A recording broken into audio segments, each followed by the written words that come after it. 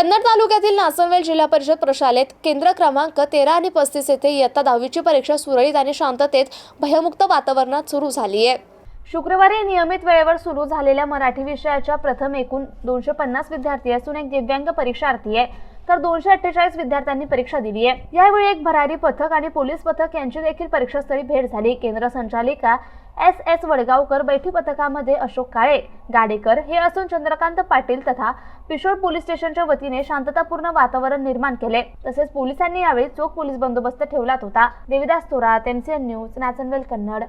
आज जिल्हा परिषद प्रशाला नाचनवेल तालुका कन्नड केंद्र क्रमांक 13-35 येथे इयत्ता 10वीची परीक्षा जी आहे तर ती सुरळीत सुरू झाली।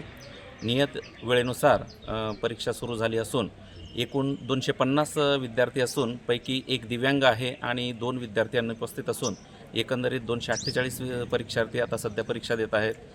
परीक्षेच्या कालावधी दरम्यान एक भरारी पथक त्याचप्रमाणे पोलीस पथक यांची देखील भेट झाली आणि परीक्षा जी आहे तर ती एकंदरीत सुरळीत चालू असून श्रीमती SS वडगावकर या केंद्र संचालिका आहेत, त्याचप्रमाणे श्री गाडेकर सर हे बैठे पथकामध्ये असून एकंदरीत परीक्षा जी आहे तर ती सुरळीत सुरू आहे।